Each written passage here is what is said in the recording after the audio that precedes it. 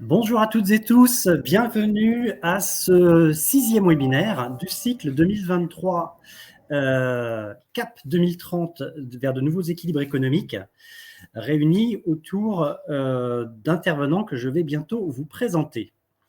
Tout d'abord, passons en revue finalement le contexte dans lequel dynamique s'inscrit ce webinaire. Il s'inscrit dans 3 éléments. Le premier élément, c'est un élément de transformation majeure systémique qui concerne toutes les organisations, puisque que l'on soit dans le domaine public ou privé, beaucoup s'interrogent sur leur modèle socio-économique. C'est également ce qui est reflété finalement par l'agenda 2030 de l'ONU des objectifs de développement durable au plan international et notamment de l'ODD 17 des partenariats qui invitent à mettre davantage de liens entre les acteurs pour agir. En France, cela s'inscrit dans une capitalisation de 15 ans de recherche empirique pour disposer d'une connaissance partagée, et l'étude d'impact de l'ODD 17 a qualifié, mesuré et illustré finalement que ce faire alliance peut avoir 3 grandes vertus qui sont celles de la performance, de l'innovation et de la confiance quand il est mis en place par les acteurs.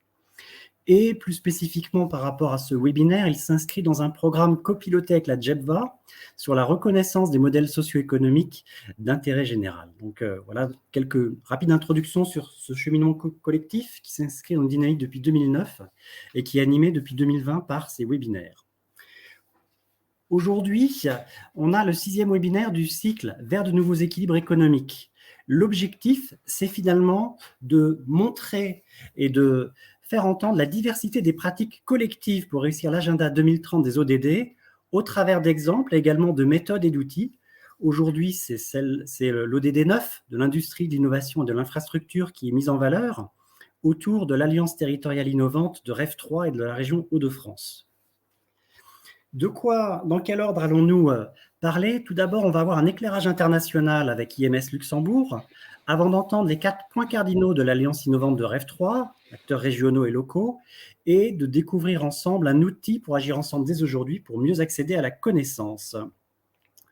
Sans plus attendre, je vais vous présenter donc Nancy Thomas, elle est directrice générale d'IMS Luxembourg. Nancy, est-ce que vous pourriez nous présenter la démarche de 3e révolution industrielle menée au Luxembourg?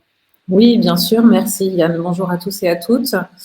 Alors, avant d'entrer dans le vif du sujet, 2 mots sur IMS. Donc, IMS a été fondé il y a un petit peu plus de 15 ans maintenant à Luxembourg avec pour objectif de rassembler les acteurs économiques et de les sensibiliser, de les former, mais aussi de les activer pour que nous ayons plus de durabilité au niveau des organisations.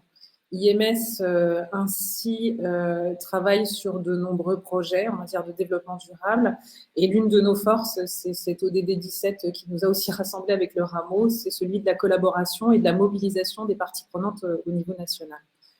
En quelques chiffres, IMS, je pense que je vais en donner juste un seul de vive voix, c'est que nous représentons à travers nos activités, donc nos membres, les signataires de la Charte de la diversité, mais aussi nos membres associés, un quart de la masse salariale nationale luxembourgeoise, ce qui fait de nous l'un des plus gros réseaux en matière de développement durable au niveau national. Les sujets sur lesquels nous travaillons sont nombreux. Donc, nous travaillons sur les 3 piliers du développement durable, comme le réseau Alliance, duquel nous sommes aussi proches et nous avons beaucoup échangé sur la 3e révolution industrielle. Je vais y revenir. Alors, cette 3e révolution industrielle à Luxembourg est née en 2015 entre IMS, donc nous, la Chambre de commerce et le ministère de l'économie. C'est une volonté au départ du ministère de l'économie de travailler sur le pilier de l'énergie et d'échanger avec M. Rifkin, et de fil en aiguille, IMS est venu dans la boucle parce qu'à cette époque-là, nous avions prévu d'organiser notre forum, un événement assez similaire à ce que fait le réseau Alliance dans des proportions peut-être un peu moindres, puisque Luxembourg est un peu plus petit. Nous avions décidé, nous, d'inviter Jeremy Rifkin, et c'est ce qui nous a connectés finalement tous les 3 ensemble. Et puis, au travers de nombreuses réunions, nous avons décidé d'entamer un processus comme l'a fait la région Hauts-de-France, avec de nombreux échanges qui ont eu lieu à l'époque avec la région Hauts-de-France, avec le réseau Alliance. Nous nous sommes déplacés à plusieurs reprises pour nous inspirer de ce que vous aviez fait, ce qui nous a mené à la création de 9 groupes de travail sur la base de méthodologie qu'IMS a apportée, avec un objectif de mobilisation de parties prenantes. Ces 9 groupes de travail ont mobilisé plus de 300 personnes pendant 6 mois. Donc, le processus a été assez rapide puisque nous nous étions donné uniquement une année. Et donc, en 2016, là, vous pouvez le voir sur la photo, on a rassemblé près de 1000 personnes, donc des députés, des jeunes, des lycéens, des entrepreneurs, et puis toutes ces personnes qui avaient contribué au travers des 6 piliers, des 3 axes transversaux que je vais nommer très rapidement. Donc, nous avions 6 groupes de travail sur la thématique de l'alimentation, de la construction, de la finance, de l'énergie, de l'industrie et 3 axes transversaux donc, qui balayaient ces 6 piliers, qui étaient la smart economy, l'économie circulaire et notre modèle social et ce que nous avions appelé les prosommateurs. Voilà. Et donc, en 2016, nous lançons la stratégie avec 49 grandes mesures, mais plus de 200 actions listées dans cette stratégie nationale à horizon 2050, donc co-construite avec le territoire national, mais aussi avec une vingtaine d'experts des équipes de M. Rifkin. Et donc, il y a eu aussi 10 mesures qui ont été approuvées par le Conseil de gouvernement. Donc, c'était vraiment une stratégie nationale, la première, puisque la région Hauts-de-France, ce n'est pas la France dans son intégralité, mais une région.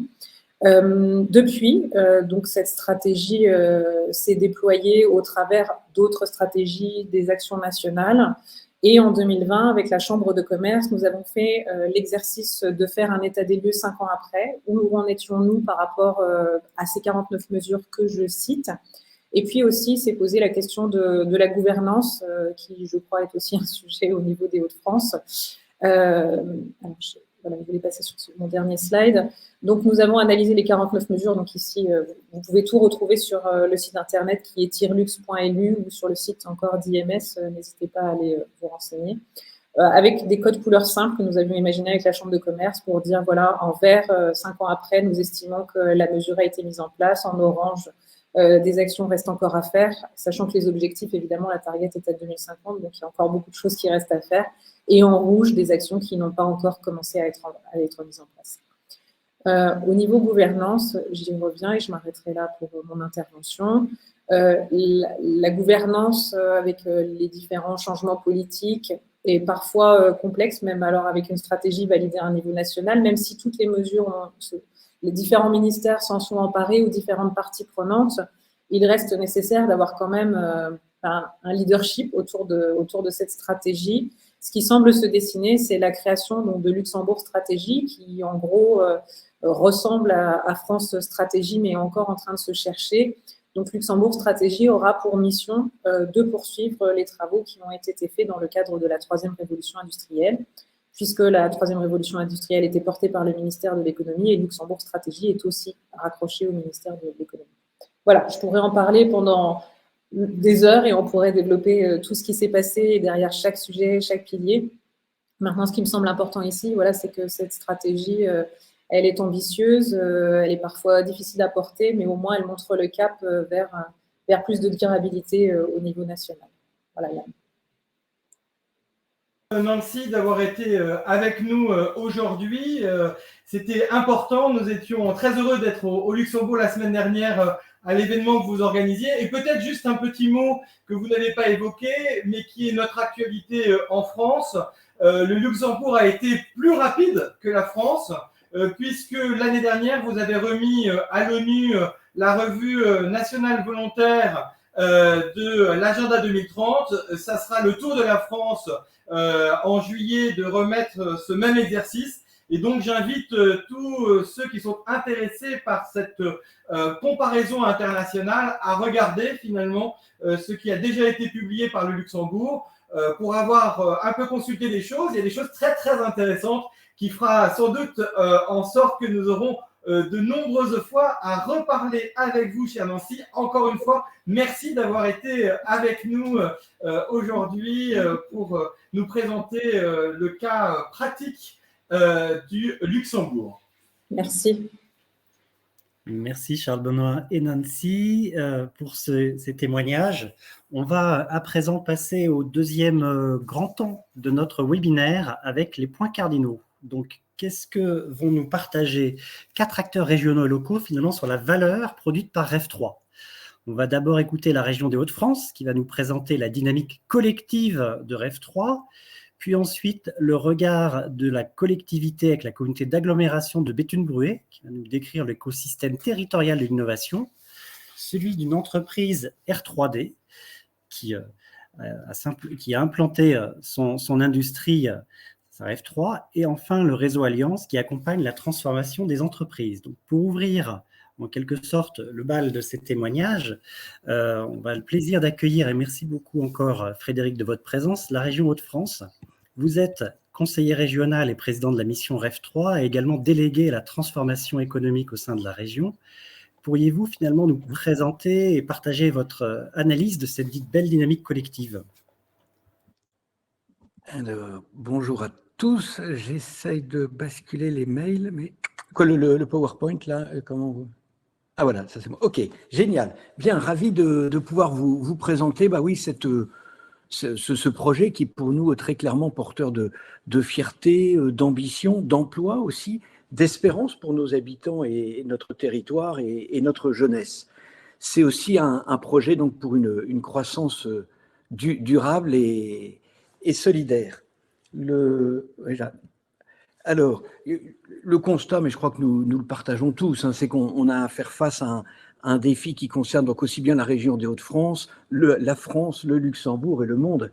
C'est celui de gérer cette crise climatique et donc la marche imposée vers cette neutralité carbone. Alors nous avons, je veux dire souvent, simultanément 4 transitions à gérer. La première, c'est la transition énergétique. Il faut absolument qu'on arrive à développer les énergies alternatives et décarbonées. La deuxième, c'est les transitions ou les accélérations technologiques et numériques et qui ouvrent le champ des possibles, et notamment celui, ou en tout cas le fort développement de ces nouveaux modèles économiques, peut-être pas nouveaux, mais qui existaient, mais qu'on accélère, que sont économie circulaire et économie de la fonctionnalité. Troisième transition, c'est l'écologique, notamment pour préserver nos ressources et la biodiversité.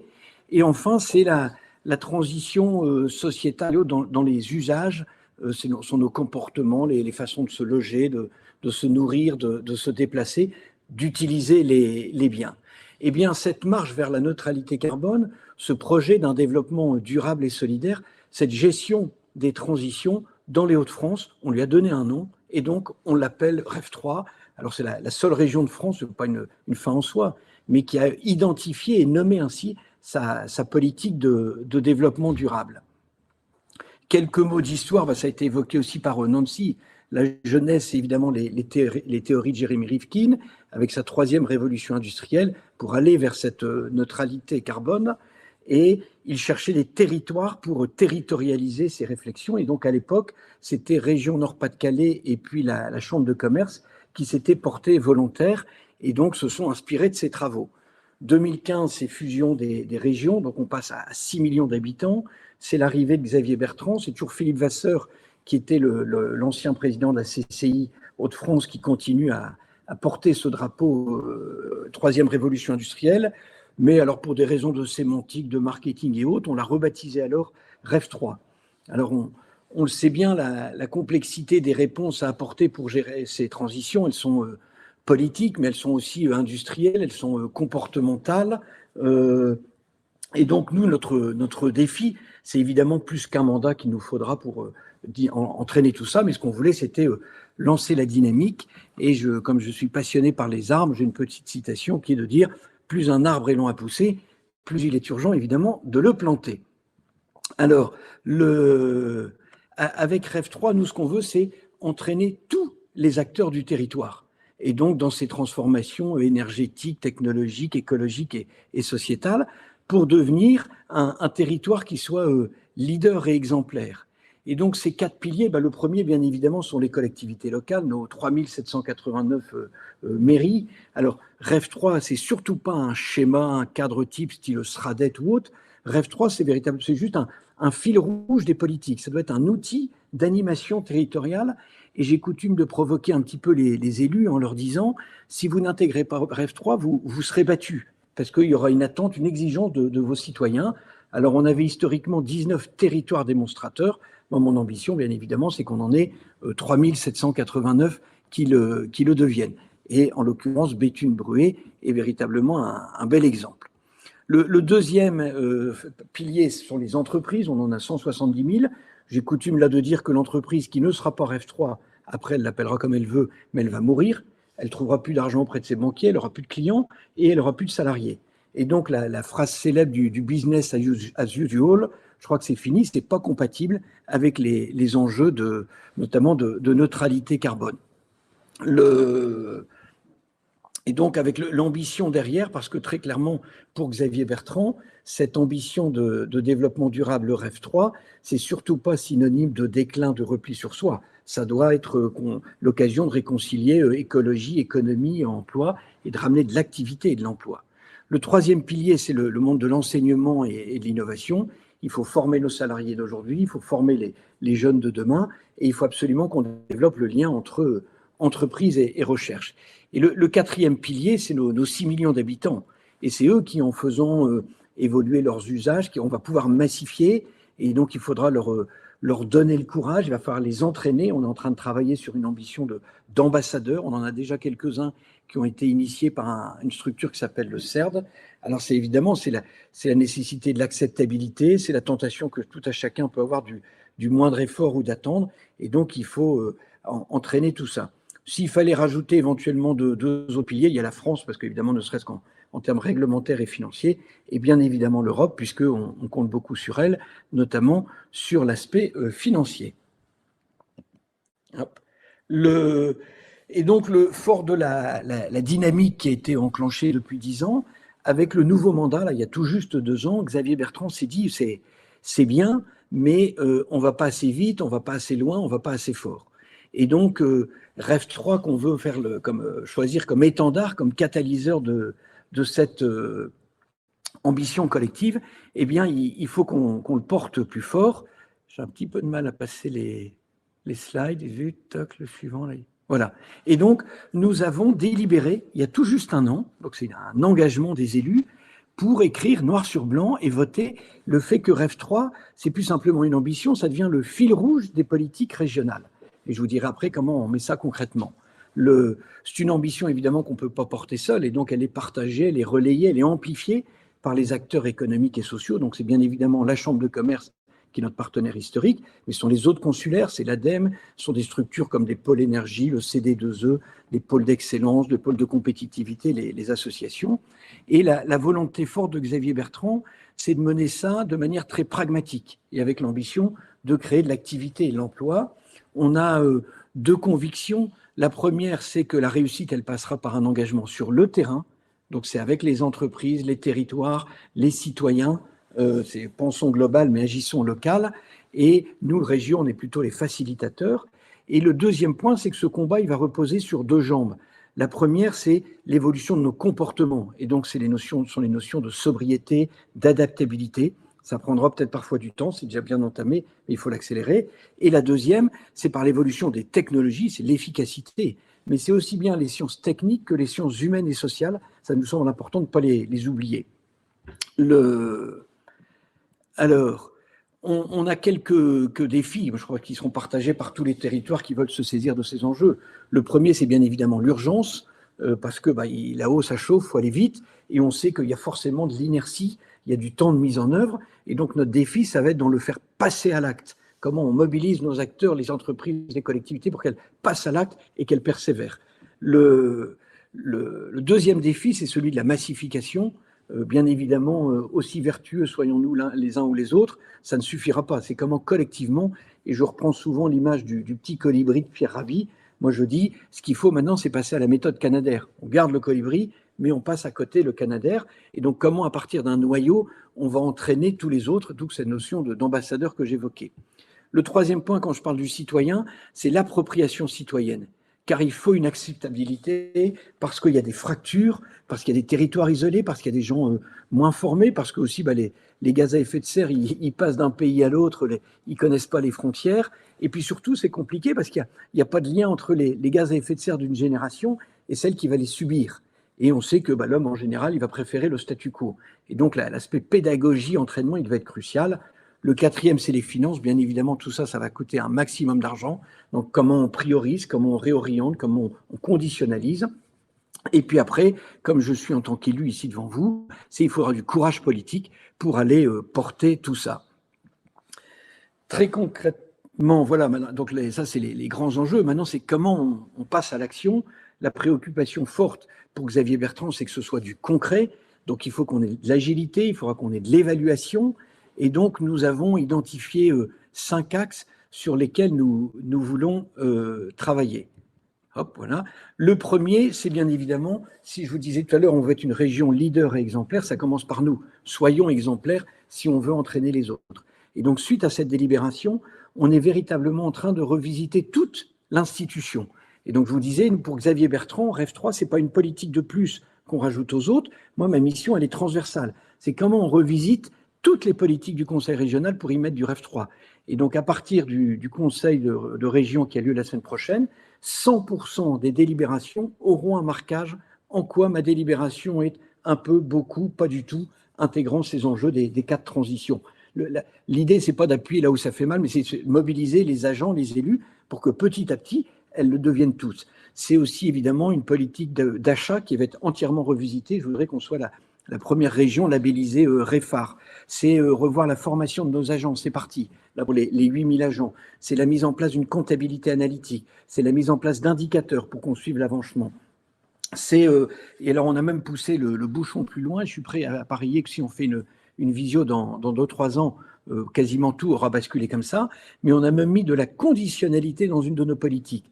On donne 300 millions d'euros pour accompagner les communes sur leurs projets. Eh bien, on a dit, si votre projet n'est pas REF 3, on ne vous aide pas. Et je reviens à la notion de courage politique que j'évoquais tout à l'heure. Moi, j'y vois là du courage. C'est comment on pousse, on motive. Alors évidemment, on va les accompagner, etc. Le deuxième enjeu, c'est d'entraîner le citoyen.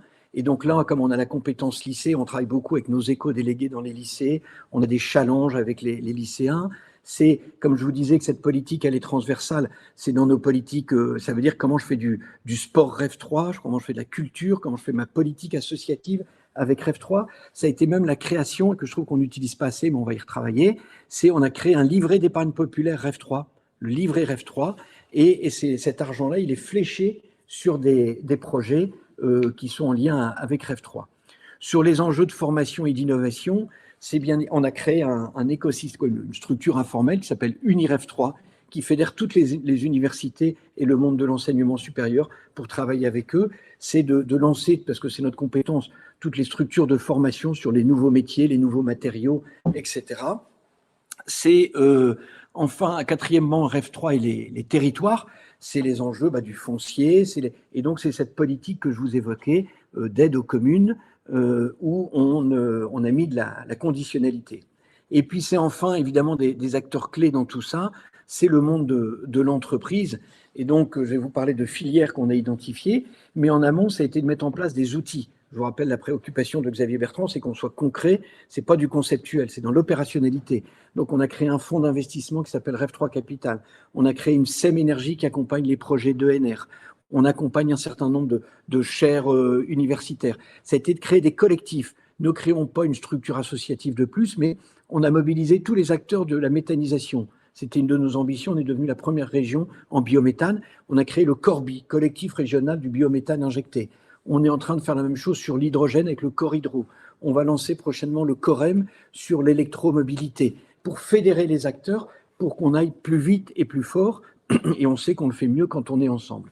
Et on a donc identifié 6 filières qui, pour nous, sont toutes créatrices d'activités et d'emplois et que l'on veut accompagner plus prioritairement. La première, c'est l'énergie. Donc, comment on peut développer les énergies alternatives et décarbonées. Le deuxième, c'est la décarbonation de l'industrie. Ici, on aime l'entreprise, on aime l'industrie, mais il faut absolument qu'elle se réinvente sur ces enjeux de décarbonation. C'est la mobilité, donc c'est tout l'enjeu sur, par exemple, nos usines de batteries, mais c'est de travailler en amont les centres de recherche et en aval le recyclage, mais c'est aussi la mobilité de roue, l'électromobilité, etc. Le quatrième secteur, c'est la rénovation immobilière. c'est le fruit de l'histoire et de notre météo et notre positionnement géographique. Et donc, on a des enjeux colossaux de remettre en état nos logements. C'est de la qualité de vie, c'est de l'économie parce qu'on essaie de faire ça de manière circulaire avec des nouveaux produits biosourcés et autres. Et donc, c'est du pouvoir d'achat pour nos habitants, c'est de l'activité économique. Et puis, c'est bon pour la planète. Le cinquième, c'est tout ce qui est agri-agro, parce qu'on a la chance d'être un territoire avec des bonnes terres, des bonnes écoles, tout type de structures entrepreneuriales et agricoles. Et donc, sur les nouvelles filières comment ça s'appelle, de protéines végétales, animales, etc. Et la sixième, de manière transversale, c'est l'économie circulaire, et donc comment chacun dans son écosystème se réinvente. Bref, c'est de montrer que Rêve 3, c'est du concret. Alors, on a quelques indicateurs, on a une petite politique qui s'appelle le FRATRI, le fonds régional, j'arrive pas à passer la vidéo, un truc, voilà, le fonds régional d'amplification de la troisième révolution industrielle. Là, ce sont des projets concrets où on y a mis de l'argent, éventuellement avec l'ADEME. Et à ce jour, c'est plus de 2000 projets qui ont été accompagnés. Ce sont aussi des prêts, c'est de l'ingénierie, ce sont des projets européens. Donc, vous l'aurez compris, notre projet, c'est surtout pas du repli sur soi ni du fatalisme. Ce n'est pas un discours de peur, de contrainte et de punition. Nous, on dit que Rêve 3, c'est une opportunité de mobiliser, de révéler les talents. C'est une opportunité de créer de l'activité et de l'emploi. C'est une opportunité d'attractivité aussi pour les territoires, pour tous les territoires. Et c'est une opportunité de bâtir une espérance pour notre jeunesse. Bref, c'est une opportunité d'améliorer la qualité de vie de nos habitants, tant en termes de santé, d'alimentation, d'habitat. Et du coup, si vous arrivez à me passer... Ah ben voilà, et j'arrive à passer le dernier slide. S'il fallait dire notre raison d'être, eh bien, ce serait avec Rêve 3, pour nous, les élus régionaux, l'opportunité de l'affirmer, cette raison d'être, qui serait de construire une région leader et exemplaire pour un avenir durable et solidaire au service des hommes, des territoires et de la planète. Je vous remercie. Et alors, oui, alors après, donc justement, dans l'ODD 9 qui était l'objet de ce jour, moi, si vous partagez un petit peu ma vision dans la mise en œuvre de tout ça, je vous disais toujours, l'institution régionale, ce n'est pas nous qui allons faire sur le terrain, ce sont les acteurs du territoire. Et donc, je vois très clairement 4 éléments pour que ça fonctionne bien. C'est du leadership. Les territoires qui s'en sortent bien, c'est un territoire où il y a du leadership. Béthune-Bruay en est un, parce qu'il y a un élu qui tire, regardez le territoire de Dunkerque. C'est d'avoir des éléments totems. Comment il y a des éléments, qu'ils soient culturels, économiques, touristiques ou autres, où les citoyens peuvent se référer, développer de la fierté, du sentiment d'appartenance. C'est d'avoir une gouvernance partagée et donc savoir associer les mondes publics, privés, consulaires, syndicats, etc. Là aussi, Béthune-Bruay est un bon exemple. Et puis, c'est d'avoir des services et donc c'est d'avoir des équipes mobilisées pour accompagner les porteurs de projets. Et une fois de plus, le territoire de Béthune-Bruay est assez exemplaire là-dessus. Voilà ce que je voulais partager avec vous. Merci beaucoup, Frédéric. C'était vraiment passionnant et vous avez une faculté à résumer les choses qui sont vraiment impressionnantes. Et vous savez que dans nos travaux de recherche, on souligne souvent que la région, c'est vraiment le lieu pivot dans la capacité à mettre en œuvre l'ODD 17 parce que finalement, c'est celui qui fait la médiation entre un cadre qui est nécessairement national, voire européen, international, comme vous l'avez décrit, et une action qui est nécessairement locale pour être au plus près de la diversité des acteurs. Et donc, vous avez parfaitement, finalement, décrit le rôle absolument essentiel, pivot, que peuvent avoir nos régions et vraiment nous en remercions. Et je crois que justement, ça va être illustré par l'action, mon cher Yann. Oui, merci Charles Benoît et merci encore Frédéric. Oui, parce que l'agglomération de Béthune-Bruay est, semble-t-il, emblématique de Rêve 3 et de cette thématique industrie-innovation sur le territoire. Donc, on va à présent entendre Jérôme Brossier, qui est son directeur du développement des entreprises. Jérôme, pourriez-vous nous partager en quoi Rêve 3 finalement a contribué à accélérer la structuration de votre écosystème territorial de l'innovation au service des industries? Oui, bonjour à tous. Merci pour l'occasion donnée de valoriser ce qui se passe sur Béthune-Bruay où effectivement, je pense qu'on est assez en pointe. Il y a tout un projet qui est mis en avant par les élus, notamment par notre président Olivier Gacquer, au travers d'un projet de territoire assez ambitieux. qui s'intitule l'agglomération 100% durable, avec une référence au fait qu'on a une agglomération de 280 000 habitants composée de 100 communes différentes. Et donc, on a vraiment effectivement cet enjeu de décliner ce 100% durable sur tout le territoire. Peut-être pour commencer, ce que je propose, c'est peut-être de passer à une petite vidéo de présentation du territoire et notamment de ses atouts en matière de développement économique.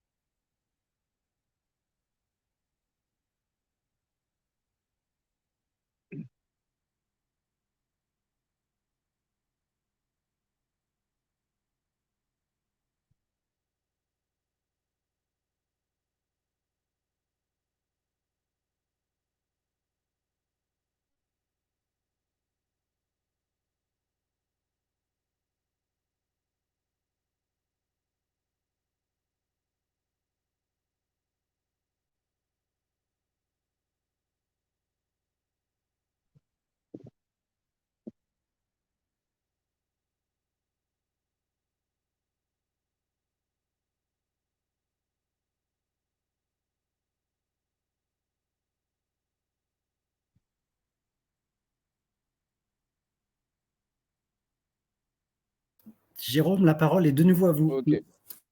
Merci. Donc voilà, on a eu cette vidéo qui vous introduit un petit peu le territoire avec cette diapositive aussi qui présente un petit peu quelques caractéristiques clés. J'évoquais donc la notion de projet de territoire qui met en avant cette logique de 100% durable. Et donc voilà, au croisement de ces deux aspects, on a finalement toute la politique de développement économique qui se met en place à l'échelle du territoire et notamment la politique en matière de développement industriel. Alors, j'essaie de voilà, un petit focus sur la vocation industrielle du territoire, qui est vraiment j'ai envie de dire le terreau. On le voit un peu on le voit assez bien d'ailleurs sur la vidéo. Il y a un terreau assez fertile en matière de développement industriel sur le territoire. Pour résumer, pour commenter cette diapo, je dirais finalement, depuis 2020, on est confronté à trois actualités absolument massives, à savoir la fermeture du site Bridgestone de Béthune, qui employait 900 salariés, donc fermeture annoncée en septembre 2020 pour une fermeture en mai 2021. En parallèle, on a l'implantation de la première gigafactory française ACC. Donc, ACC, c'est le projet porté en commun par Stellantis, Mercedes et Total Energy.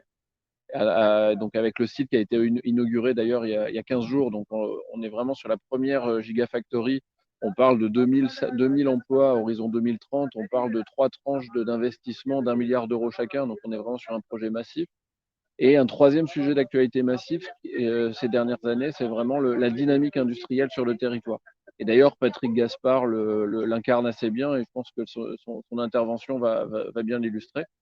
Et donc voilà, on a ce terreau qui est vraiment fertile à l'innovation, fertile à la dynamique économique, et notamment le parti pris notamment de notre président Olivier Gacquerre, donc qui est maire de Béthune, ça a été de faire en sorte que le cas particulier de Bridgestone ne soit pas subi par le territoire, mais finalement que dans une certaine mesure, ça devienne une opportunité pour le territoire.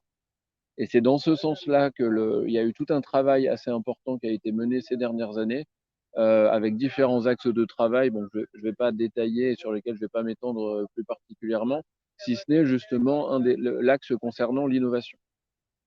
Et donc sur l'innovation, on se retrouve finalement aujourd'hui avec, je passe à la diapo suivante.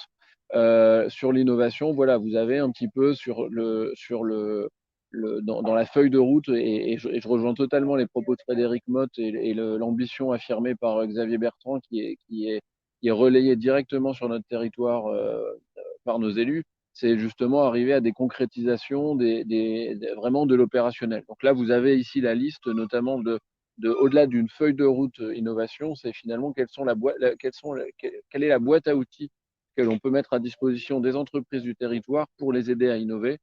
Et donc, vous avez notamment ces 6 outils qui aident au développement de l'innovation sur le territoire.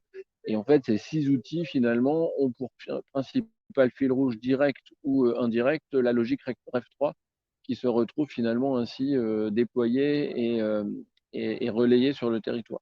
Donc, les 6 outils, bon, vous les découvrez ici, vous avez toute l'offre immobilière sur le territoire, des logiques aussi d'incubation, avec 2 incubateurs qui sont mis en place via le parc d'innovation d'Artois et via un produit entre guillemets de la chambre de commerce qui s'appelle les accélérateurs REF3, dont d'ailleurs l'entreprise R3D a bénéficié. Donc nous on a 2 promotions d'accélérateurs REF3 ces 2 dernières années. Donc une promotion, c'est 10 startups qui sont accompagnées. Et d'ailleurs, aujourd'hui même, là, contrairement aux apparences, je vous parle en direct de Paris. Là, je suis à 200 mètres de la porte de Versailles, où on participe au salon Vivatech avec ces entreprises. Donc là encore, pour montrer la dynamique d'innovation sur le territoire.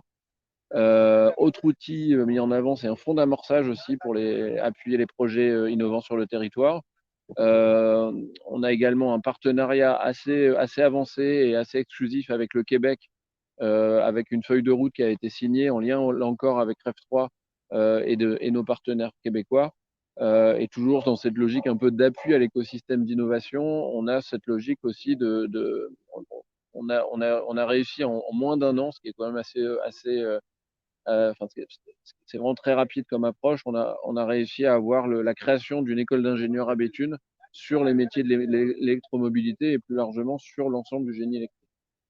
Vous voyez encore une fois une réalité territoriale qui est une vraie dynamique industrielle, on va dire un territoire qui, comme souvent dans la région Hauts-de-France d'ailleurs, fait preuve de résilience, qui sait se réinventer malgré des transformations successives, hein, on a sur Béthune-Bruay, on a connu la fermeture des mines dans les années 60-70. On a connu toute l'industrie automobile, finalement, qui aujourd'hui est un petit peu en déclin sur son format initial, mais qui se réinvente autour de l'électromobilité. Et je le souligne encore, toute la dynamique industrielle qui se caractérise aussi par énormément d'entreprises de plus ou moins grande importance, qui se développent sur le territoire, qui s'y épanouissent parce que justement le terreau offert par le territoire et les outils que l'on arrive à décliner dans le sillage de REF3 finalement viennent consolider les approches qu'ils mettent en œuvre. Voilà ce qu'on pouvait dire très rapidement sur un peu cette duplication, cette mise en application, j'ai envie de dire, des considérations de REF3 et des outils qui sont offerts à l'échelle régionale par REF3 sur un territoire comme celui de Béthune-Bruay. Merci infiniment pour ce témoignage parce qu'on voit vraiment dans ce que vous avez témoigné l'articulation d'une vraie vision du territoire, finalement une vraie ambition du territoire et des outils très concrets pour pouvoir accompagner l'action au quotidien. Et ça, c'est vraiment intéressant parce que très souvent, dans nos travaux de recherche, on peut constater certains grands territoires avec finalement une vision, une grande ambition, et puis d'autres avec vraiment des outils très efficaces, mais l'alliage, j'allais dire, entre à la fois une vision et des dispositifs extrêmement concrets d'outils, c'est bien évidemment le gage de succès pour les acteurs de territoire. Merci infiniment et je crois que nous allons avoir un témoignage très concret d'une entreprise concernée.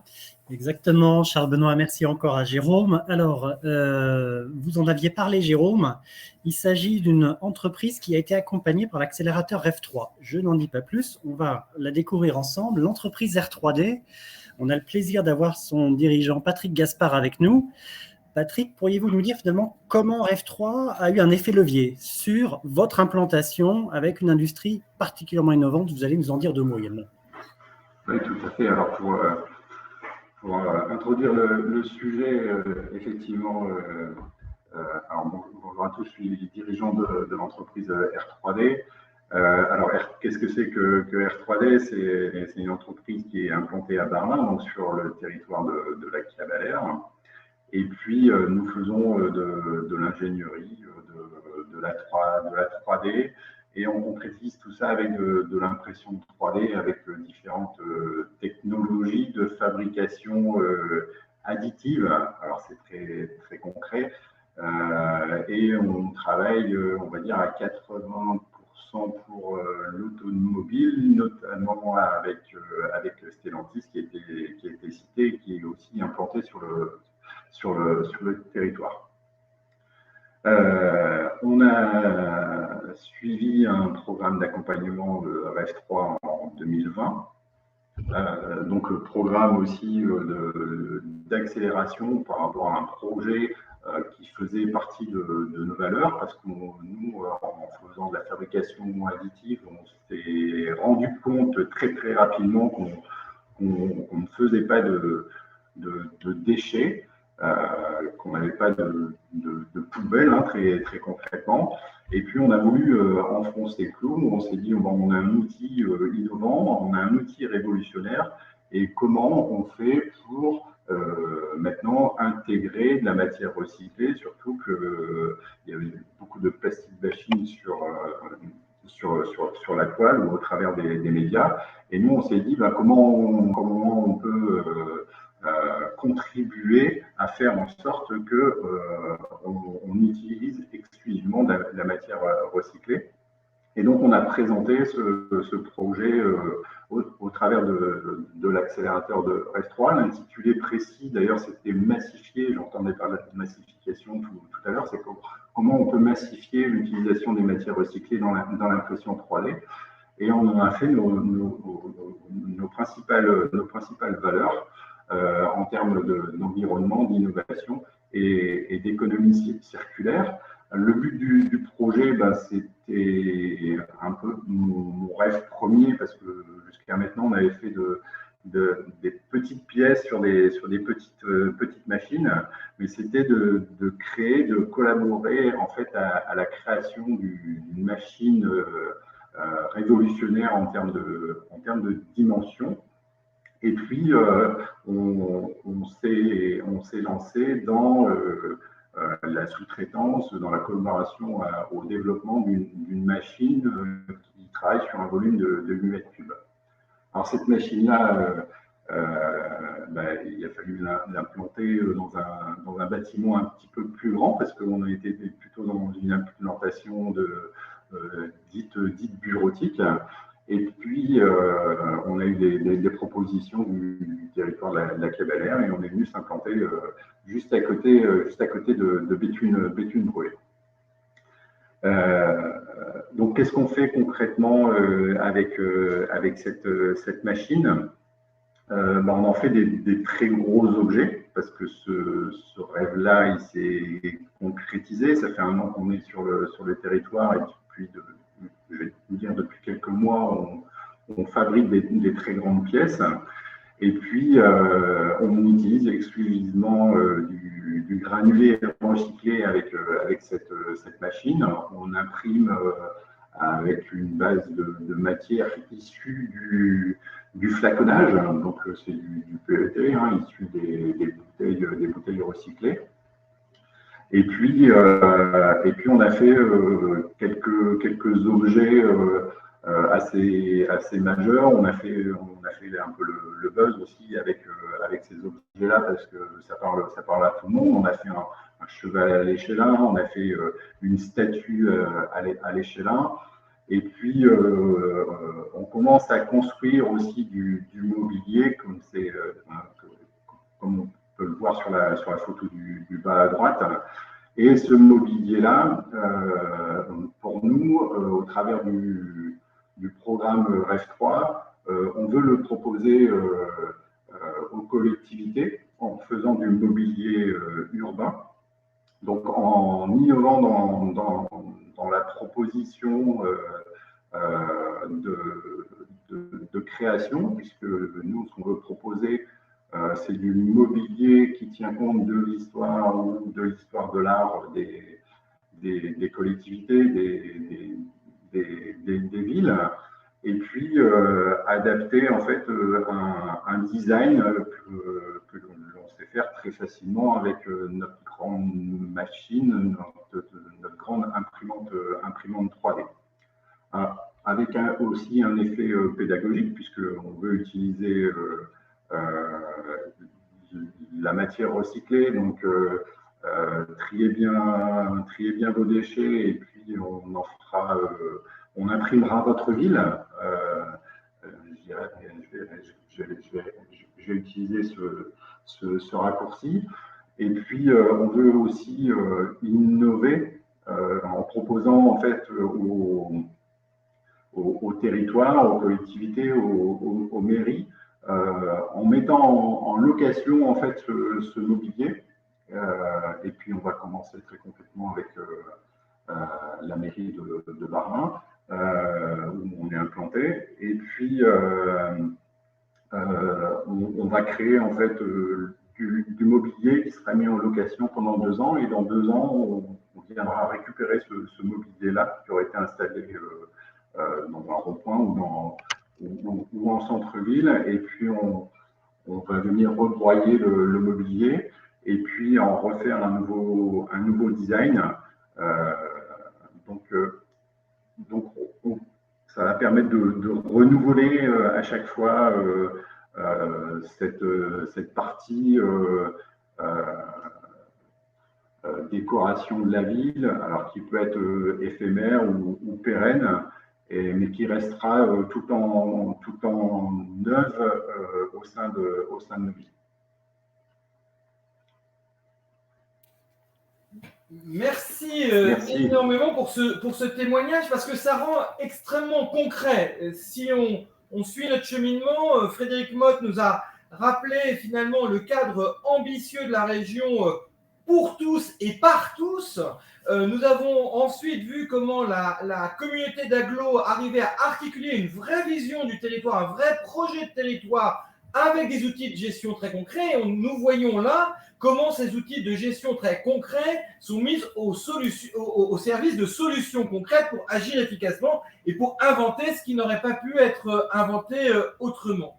Alors, avant de passer à l'effet réseau, c'est-à-dire finalement, est-ce que c'est un seul acteur ou est-ce que c'est l'ensemble des acteurs économiques qui se mobilisent sur le territoire, je voudrais faire un petit clin d'œil à notre ami Adrien, parce que rappeler un tout petit peu l'histoire.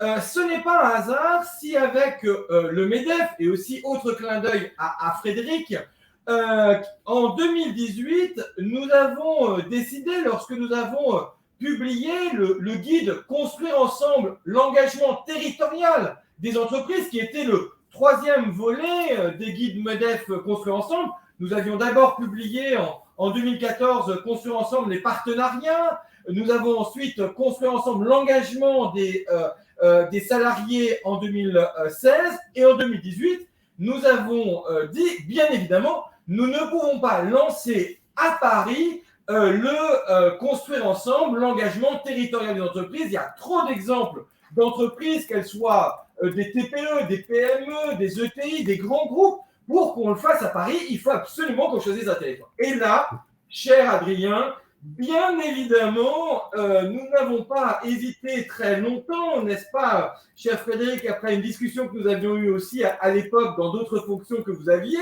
de se dire, mais c'est forcément lors du World Forum qu'il faut lancer ce guide Construire ensemble l'engagement territorial des entreprises. Et je rappelle que ce n'était pas non plus un hasard s'il avait été publié en 2018, puisque c'était 3 mois après le rapport de la plateforme RSE sur la responsabilité territoriale des entreprises. Et nous avions voulu montrer avec le MEDEF que nous n'étions pas seulement dans une question de responsabilité, c'est-à-dire finalement ce que l'on doit faire, mais nous étions avant tout dans une question d'engagement des entreprises, puisque les entreprises étaient déjà depuis fort longtemps à la manœuvre pour inventer les solutions, d'où cet engagement territorial des entreprises. Et cher Adrien, je suis absolument ravi, 5 ans après, de pouvoir nous retrouver pour parler de cette capacité des entreprises à être engagés. Parfois, on ne les voit pas beaucoup, et pourtant, c'est bien au cœur de leur action au quotidien, et c'est ce que fait le réseau Alliance. Et donc, merci infiniment d'être avec nous. Cher Yann, je vous laisse introduire cette 4e et dernier axe, point cardinal de notre discussion. Merci Charles Noir et merci encore Patrick pour votre témoignage très inspirant. Donc Adrien, vous êtes responsable du réseau Alliance. Pouvez-vous nous partager en quoi finalement cette dynamique de REF 3 a permis d'accélérer la transformation des pratiques des entreprises que vous accompagnez? Merci Charles Benoît et merci Yann pour cette introduction. Réseau Alliance, je vous rappelle, un réseau d'entreprises, 350 entreprises adhérentes qui existe depuis 1993. Alors en 93, il faut se remettre dans le contexte, hein, on parlait pas de RSE, les fondateurs parlaient d'action citoyenne. Et finalement, depuis 93, l'enjeu pour un réseau d'entreprises qui parle aux entreprises, c'est de prouver par des chiffres que la performance économique de l'entreprise est liée à sa maîtrise des impacts environnementaux et sociaux et son ancrage sur son territoire. Et donc, l'essentiel de nos activités chez Réseau Alliance vont être de faire témoigner des chefs d'entreprise, témoigner des chefs de projet qui sont en prise directe avec la transformation au quotidien dans les entreprises. Et donc, pour répondre à la question que vous posez, je pense qu'une dynamique comme REF 3, qui est née au World Forum, hein, Rifkin est venu en 2012, il me semble, au World Forum, c'est avant tout aider à la résistance au changement. L'année dernière, avec la CCI, on a fait un baromètre et on s'est rendu compte qu'à l'échelle de toute taille d'entreprise, on a encore 40% de PME, TPE-PME qui ne connaissent pas le terme de RSE. Donc, c'est-à-dire qu'on a encore un gros travail d'acculturation à faire. Et donc, des grands mouvements comme REF 3 permettent de convaincre, permettent de multiplier les événements dans les territoires, permettent de multiplier les ressources disponibles pour les chefs d'entreprise et les chefs de projet pour qu'ils comprennent l'enjeu et qu'ils comprennent qu'ils ont à y gagner. Le deuxième frein que REF 3 permet de lever, c'est aussi, comme l'a dit Frédéric, d'embarquer les hommes et les femmes. La transition écologique ne reposera pas que sur la décarbonation et la technologie. C'est aussi embarquer tous les territoires, même ceux qui ne peuvent pas forcément mettre autant de moyens. Embarquer toutes les entreprises, même celles qui ne peuvent pas forcément investir autant que les grosses. Et donc, chez Réseau Alliance, on a toujours cœur à mélanger les petites, les moyennes et les grosses entreprises pour justement favoriser l'entraide, mais aussi le partage d'expériences et la montée en compétences collectives. Dernière chose aussi, le REF 3, c'est aussi une vision de territoire. Et vous savez, dans une entreprise, quand on fait une transformation, il faut pouvoir afficher une vision et surtout la passer à toutes les parties prenantes, et notamment d'abord les collaborateurs. Et on a un club de référents RSE qui réunit une centaine de structures différentes. Et le principal frein ou la principale problématique qu'ils rencontrent au quotidien, c'est comment je mobilise tous les collaborateurs autour de la démarche RSE de ma boîte. Et donc, l'enjeu, c'est de pouvoir transformer à tous les niveaux de l'entreprise. Et pour ça, il faut embarquer tous les collaborateurs. Voilà. Voilà ce que je voulais dire pour REF 3 et comment ça nous aide au quotidien. Comme d'habitude, cher Adrien, vous savez dire en peu de mots l'essentiel et c'est bien agréable. Et je voudrais dire à quel point, finalement, votre témoignage arrive à un moment crucial. Nous savons tous qu'il y a 15 jours maintenant a été débattu au Conseil des ministres un projet de loi sur le partage de la valeur et dans la petite table ronde le soir même qui avait lieu autour de la Première ministre avec notamment des dirigeants du CJD, ces dirigeants ont insisté pour dire il faut que nous prenions en considération deux partages de la valeur. Il y a bien sûr le partage de la valeur interne avec nos salariés, et ça c'est une évidence, avec nos parties prenantes, ça c'est tout à fait connu, reconnu et un sujet. Mais vous avez dit quelque chose d'extrêmement percutant lorsque vous avez cité finalement la valeur de l'entreprise, c'est aussi son territoire. Et a été évoqué, a été partagée cette question du partage de la valeur avec le territoire. Comment le territoire finalement apporte à l'entreprise. Et nous avons vu à travers les témoignages de la région et de la communauté d'agglo la façon d'accompagner l'entreprise, mais aussi comment l'entreprise accompagne le territoire et ses fragilités et peut devenir un moteur de résilience pour le territoire. Et nous avons bien vu au moment de la Covid à quel point les entreprises de toute taille, petites et grandes, avaient joué un rôle absolument essentiel dans cette capacité de construire et d'inventer ensemble des solutions. Et juste, cher Adrien, dans nos travaux de recherche empirique, vous savez que nous avons modélisé l'innovation sociétale, qui est à la fois sociale et territoriale, à travers 4 saisons de 7 ans. Hein, donc vous fêtez vos 30 ans cette année, donc finalement, vous avez déjà dépassé un cycle complet des 7 fois, des 4 fois 7 ans, pardon, des 28 ans. Et donc, nous pouvons espérer que ce que vous avez réussi à implanter bien au-delà du territoire de Hauts-de-France, dans cette création de valeurs économiques, sociales et environnementales associées, eh bien, ce que vous faites et ce que le World Forum fait chaque année, ça soit d'inventer dans les 7 prochaines années, finalement, cette création, cette valeur partagée du territoire. Et je rappellerai que c'est bien l'invitation que les 193 pays des Nations Unies en 2015 font en ajoutant un 17e objectif, l'ODD 17, et en disant comment allons-nous inventer une valeur qui va pouvoir être partagée pour tous et par tous dans tous les territoires, dans tous les domaines et avec tous les acteurs. C'est bien ça, l'ODD 17 en pratique, c'est bien ce que vous incarnez au sein du réseau Alliance au niveau des entreprises depuis maintenant 30 ans. Et j'en finirai en disant, finalement, ce qui est intéressant, c'est que les 193 pays avaient conscience qu'il nous faudrait 15 ans pour inventer cela. Et nous en sommes à mi-chemin et nous voyons avec la région, nous voyons avec la communauté d'agglo, nous voyons avec l'exemple de l'entreprise qui a été cité et avec le réseau Alliance que nous sommes déjà très en avance et très à mi-chemin.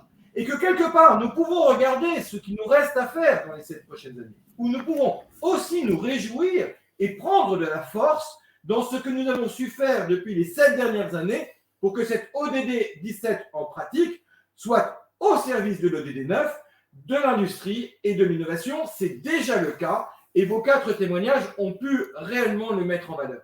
Alors peut-être, cher Yann, maintenant, est-ce le moment du débat entre nos invités pour savoir finalement, par rapport à ce qui existe déjà, que faudrait-il faire de plus ? Exactement. Merci Charles-Benoît et Adrien. D'ailleurs, Adrien, peut-être pouvez-vous nous partager un mot-clé d'après votre retour d'expérience qui caractérise cette dimension d'alliance territoriale innovante ? Je vais essayer de donner un mot-clé qui soit peut-être un peu original, mais c'est mimétisme. Je pense qu'il n'y a rien de plus efficace comme levier d'engagement de montrer à un chef d'entreprise que son voisin a fait quelque chose d'innovant et de lui dire, bah, vas-y, regarde, il l'a fait, il a réussi. Et puis finalement, on se dit, tiens, mais pourquoi j'y arriverai pas moi-même ? Et donc, c'est l'idée des réseaux, c'est l'idée des alliances, de pouvoir partager les expériences et surtout encourager les autres à le faire. Et je pense que dans les Hauts-de-France, on a ce terreau d'entreprises qui partagent des convictions d'engagement sociétal et qui, du coup, ont peut-être plus de facilité à partager leurs pratiques mises en place avec leurs pairs. Voilà. Je fais court parce que je vois le temps. Merci beaucoup, Adrien. Alors, rapidement, je sais aussi que Frédéric et Nancy doivent bientôt se libérer. Frédéric d'abord, Nancy ensuite. Quels mots souhaitez-vous nous partager ? Alors, Frédéric, avec votre micro. Sinon, Sinon, Nancy, pourriez-vous… Oui, tout à fait, Yann. Donc je rejoins Adrien à 100% sur ce qu'il vient de dire et pour être un peu différente, j'avais publié 2 mots dans la conversation qui étaient nos collaborations, qui rejoint ce qu'Adrien dit, et la transparence en fait. C'est un second mot que j'ajouterais parce que ça me semble être primordial. C'est peu le cas et si on veut de belles collaborations, il faut être dans le partage et la transparence à mon sens. Merci beaucoup, Nancy. Alors, Frédéric, je ne sais pas si vous pouvez réactiver le micro, sinon je me permets de voilà, ils nous avaient partager les mots qu'ils nous avaient échangés dans le chat, audace et pédagogie. Merci beaucoup. Patrick, quels mots souhaiteriez-vous nous partager par rapport à votre retour d'expérience? Par rapport au retour d'expérience, notamment au travers de l'accompagnement REF 3, le mot qui me vient à l'esprit, c'est famille, parce que mais bon, j'ai entendu écouter ses pairs, regarder ce que fait l'autre, mais au-delà du programme d'accompagnement qu'on a pu faire, on fait partie d'une vraie famille maintenant, cette communauté REF 3 auquel vient se joindre différents entrepreneurs du territoire et d'ailleurs aussi de toute la région. Et c'est un véritable état d'esprit entre après un parrain de promo et nous-mêmes on devient parrain d'une autre promo. Et cet état d'esprit de famille, elle est encore plus forte sur le territoire de la Cabalère. Il y a un véritable engouement et puis d'appartenance aussi à ce territoire. Et on s'y retrouve, je dirais, à l'aise et puis confiant, même si on a des prises de risques tous dans nos projets, mais au travers de ces 2 familles-là de territoire et de restaurants, on est plus à l'aise et plus serein pour voir l'avenir de nos projets de société d'entreprise. Merci Patrick, pour le choix de ces mots, de famille et de communauté, c'est une parfaite transition pour entendre celui ou ceux retenus justement par Jérôme, qui est également sur votre grand territoire. Alors moi, je souscris totalement au retour des uns des autres et j'aurais absolument rien à rajouter. Et moi, le mot qui m'est venu tout de suite en tête, c'est le mot de coopération, qui vient complètement finalement enchérir les interventions des uns des autres, mais donc je n'aurais rien de particulier à y ajouter. Merci en tout cas pour votre présence et excellent salon Vivatech par ailleurs. Charles Benoît, on vient d'entendre une diversité de regards de nos intervenants de l'échelle locale, régionale et internationale. Et pour vous-même, est-ce qu'il y a un mot que vous souhaiteriez mettre en valeur? Avec grand plaisir. Quand j'entends mimétisme, c'est-à-dire comment l'entrepère donne envie, quand j'entends la coopération, la collaboration et la transparence pour pouvoir finalement agir ensemble, quand j'entends l'audace et la pédagogie, quand j'entends, j'ai beaucoup aimé famille et finalement cette communauté qui donne confiance pour prendre des risques. J'ai beaucoup aimé cette communauté pour prendre confiance, pour prendre des risques. Et puis, la coopération, forcément, le mot qui me vient, c'est effectivement celui de la confiance, du pari de la confiance. Oui, comme je le disais, on peut voir ce qui ne fonctionne pas aujourd'hui, mais oui, on peut sans doute aussi se réjouir de ce qui fonctionne et sans trahir de secret d'État, Jean-Paul Delevoye, le président de la Fondation des territoires, dont on fêtait hier la première année de vie exécutive, et d'ailleurs qui nous rapproche aussi des Hauts-de-France, puisque la Fondation n'a pas été par hasard mise sous l'égide de la Fondation de Lille. eh bien, Jean-Paul Delevoye est en train d'écrire, ou plus exactement a écrit, mais va être publié prochainement, sa vision 1 an après cette fondation qui avait mis 5 ans pour être préfigurée et qui justement était fondée sur cette confiance, la confiance que la diversité de nos territoires est une force dont nous n'avons pas conscience. Et qu'il est urgent, important de mettre en valeur cette diversité des territoires. Alors là, pour l'ODD 9, nous avons eu la chance d'avoir l'ensemble de Hauts-de-France qui a témoigné. Nous aurions pu avoir d'autres régions. Et peut-être la seule chose sur laquelle j'insiste un tout petit peu, qui pourrait nous opposer entre Frédéric Motte et puis l'agglomération quand on voit le film, c'est que certains sont plutôt bière et moi je suis plutôt champagne. Mais en dehors de ça, nous sommes vraiment dans cette diversité des territoires. Et pourquoi je dis avec ce trait d'humour finalement la confiance? Parce que c'est justement dans cette diversité des entreprises dont nous avons vu un exemple et dont le réseau Alliance incarne la diversité, c'est dans la diversité des territoires dont la communauté d'agglo, dont on a entendu finalement la facilité avec laquelle on peut associer vision et gestion lorsqu'on s'en donne les moyens et le temps, et bien quelque part, nous pouvons avoir confiance dans nos territoires, parce que ce que va dire Jean-Paul Delevoye en début de semaine dans l'édito qu'il va publier, c'est que c'est justement dans cette diversité, dans cette capacité d'innovation des territoires, que tient notre capacité à la fois être plus cohérent dans nos actions et d'assurer une plus grande cohésion entre les acteurs, et c'est peut-être ça qui marque le mieux l'ODD 17 en pratique. Alors, une fois qu'on a dit ça, comment on fait concrètement pour outiller tout le monde? Merci Charles Benoît pour avoir mis en perspective ces mots ou morceaux choisis. Alors, nous voilà rendus à pratiquement l'une des dernières étapes de notre webinaire de ce jour. Quel outil pour agir ensemble dès aujourd'hui? Est-ce que vous pourriez nous en dire un peu plus sur finalement les différents outils pour accéder à la connaissance? Alors, vous voyez bien évidemment que une petite transition habile avec la suite de mon intervention qui est sur l'enjeu de la connaissance, sur la diversité des modèles socio-économiques et sur les spécificités des modèles socio-économiques d'intérêt général.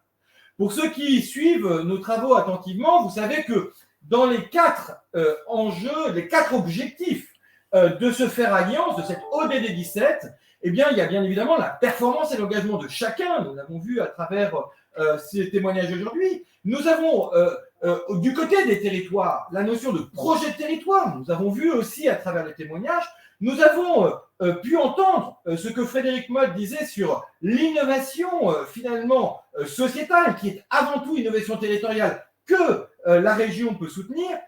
Et il reste à éclairer cette question du modèle socio-économique, de la diversité des modèles socio-économiques. Et vous savez que sur ces 4 objectifs, eh bien, à la fois, la plateforme odd17.org vous donne accès à une diversité de données, d'outils, de méthodes pour pouvoir vous saisir de ce que chacun a pu faire avant. Et nous sommes complètement dans la logique qui a été invoquée avant, comment les pairs parlent aux pairs. Vous savez que nous avons développé un certain nombre d'accès à travers des plateformes qui sont plutôt des plateformes de back-office pour les réseaux de référence tels que ceux que nous avons entendus aujourd'hui, et puis que pour chacun d'eux, nous avons un programme applicatif pour pouvoir ensemble inventer des solutions. Alors sur la question des modèles socio-économiques, on est au cœur du sujet parce que qu'est-ce que ça nous pose comme question aujourd'hui? Eh bien évidemment, Yann a commencé en introduction en rappelant que les fruits du cheminement collectif 2009-2019 ont été capitalisés, ont été mis en partage dans leur richesse, dans leur diversité. Mais finalement, comment on pilote ça? Et avec le ministère de l'Éducation nationale, avec la direction de la jeunesse et de la vie associative, nous avons lancé cette année 4 chantiers structurants pour pouvoir réfléchir à comment toute cette capitalisation des connaissances permet d'animer une montée en compétences pour permettre à chacun de se les approprier. Ça a été souligné notamment par Frédéric Motte sur la question de l'importance de la formation.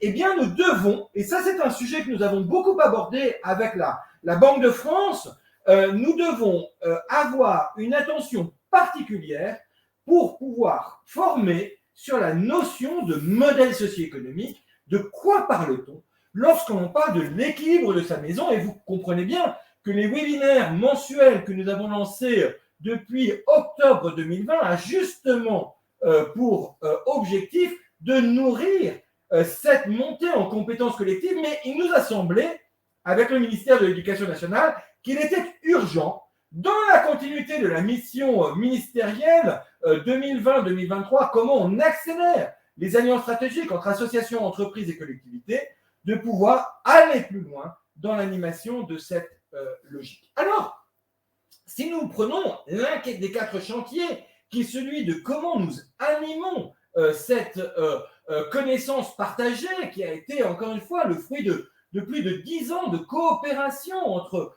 différents réseaux, différents acteurs au niveau national, territorial, public et privé. Il y a d'abord, bien évidemment, les outils qui permettent de piloter les trajectoires socio-économiques. Je souhaite mettre en avant la page dédiée sur les outils et les méthodes que vous pouvez trouver, bien évidemment, sur la plateforme de back-office partagé odd17.org, et puis, bien évidemment, la base impact Alliance dont nous avons évoqué le mois dernier lors du webinaire, le fait que nous venons de rajouter une fonctionnalité, puisque durant tout le mois tout le mois de juin, nous aurons une diversité d'illustrations des modèles socio-économiques à travers notamment les webinaires que nous avons faits, qui viennent illustrer très concrètement que ces transformations des modèles, elle est bien pour tous et par tous. Et puis, pour s'informer régulièrement, vous savez que nous avons toute une série d'outils. Nous avons toutes les semaines le jeudi de l'ODD17. Et d'ailleurs, ceux qui sont déjà inscrits recevront ce soir en replay le webinaire, mais aussi quelques exemples très inspirants justement de cette diversité des modèles socio-économiques sous l'angle justement des enjeux économiques et à travers lequel aujourd'hui vous aurez particulièrement le témoignage du partenariat entre le groupe Total Énergie et Tout est possible sur la question des stations rurales, pour montrer comment les stations rurales peuvent devenir de véritables lieux de co-construction de l'économie territoriale. Si vous avez manqué déjà ces premières vidéos, retrouvez-les dans les jeudis de l'ODD17 qui seront publiés ce soir. Et puis, tous les mois, nous avons bien évidemment ce webinaire vers les nouveaux modèles socio-économiques qui, le mois prochain, en tous les cas en septembre, nous redonnera justement l'ensemble des outils qui sont à disposition et dont vous savez que nous faisons tous les mois une comparaison ou un croisement entre l'ODD17 et un des ODD. Et nous aurons l'occasion, donc, en septembre, de faire un bilan de tous les outils existants, mais en octobre, de pouvoir, avec nos amis de Convergence, parler de l'ODD1, de l'ODD de la fragilité et de la pauvreté. Tous les trimestres, vous pouvez retrouver le bulletin de veille et d'analyse de l'innovation sociétale. Et ce mois-ci, le dossier du mois sera consacré à la question de l'énergie, bien évidemment, dans la situation que nous vivons. Et nous aurons la chance d'avoir la directrice générale de GRDF qui viendra nous rendre son témoignage. Et nous aurons en exclusivité la vidéo des 3 questions A du live du jeudi de l'ODD17 que nous retrouverons la semaine d'après. Et puis, tous les ans, nous avons le dossier Juris Association sur qu'avons-nous appris sur les modèles socio-économiques d'intérêt général, et je voudrais en arriver là. Depuis 2013, chaque année, nous publions au mois de juillet un chemin qui nous donne finalement où en sommes-nous de cette réflexion collective des modèles socio-économiques qui nous concernent tous, ceux de l'intérêt général. Et j'ai le plaisir de vous annoncer que le 11e dossier à paraître a été avancé de 15 jours. Il ne sera pas le 15 juillet comme tous les ans, mais le 1er juillet, pour qu'il puisse être remis en direct le 4 juillet aux 350 catalyseurs territoriaux qui se réunissent pour la 9e rencontre des pionniers des alliances en territoire. Et je vous invite vraiment à, dès à présent, avoir le réflexe d'aller chercher en kiosque le 1er juillet ce Juris Association sur les modèles socio-économiques d'intérêt général pour avoir coordonné le dossier, avoir vu les témoignages qui sont dedans extrêmement concrets et complets. Eh bien, ils vous donneront une véritable boussole pour pouvoir vous repérer dans la diversité des modèles socio-économiques, puisque oui, autant il faut une diversité d'actions, une diversité de domaines, il faut une diversité de territoires, mais il faut aussi une diversité de modèles socio-économiques, puisque nous l'avons évoqué, ils ne peuvent pas être les mêmes dans les grandes entreprises et dans les TPE, de la même qu'ils ne peuvent pas être les mêmes dans les grandes agglomérations, dans les grandes métropoles et dans les tout petits territoires ruraux. Et c'est bien ça, cette richesse et cette diversité des modèles qui s'inventent chaque jour sur le territoire,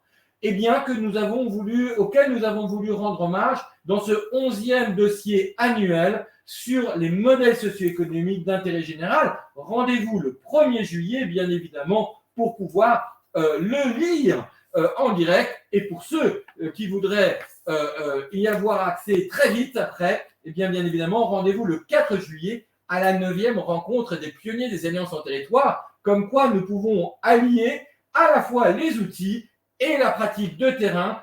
Rappelons que nous pouvons aujourd'hui témoigner, grâce à la première étude d'impact de l'ODD 17 à l'échelle de la France et des 13 régions métropolitaines, métropolitaines, oui, de la diversité des capacités d'action, parce que justement, il y a une diversité d'acteurs qui aujourd'hui incarnent réellement et concrètement ces coopérations d'intérêt général qui permettent de rendre possible ce qui nous semblait encore il y a quelques années impossible. C'est ça le pari de la confiance, c'est ça dans lequel nous devons croire et c'est ça qui nous donne l'énergie pour pouvoir affronter les 7 prochaines années qui nous mèneront jusqu'à l'agenda 2030. Oui, nous allons réussir l'agenda 2030. Oui, c'est possible. Oui, les témoignages que nous avons entendus aujourd'hui sur la façon d'articuler ODD 17 et ODD 19 prouvent que c'est déjà une réalité sur nos territoires. Merci Charles Benoît pour le partage de ces éléments et de votre passion. Rendez-vous à tous. Merci pour votre attention à toutes et à tous et merci encore à chacun de nos intervenants. C'était passionnant aujourd'hui. Rendez-vous à la rentrée, après la rentrée plutôt, le jeudi 21 septembre pour le prochain webinaire. Comme l'a évoqué Charles Benoît, ce sera l'occasion d'un focus très spécifique sur une diversité de nouveaux outils d'appropriation des modèles socio-économiques en partenariat avec la délégation interministérielle à la jeunesse et à la vie associative. Un très grand merci à tous. Bon après-midi. Au revoir. Merci, au revoir.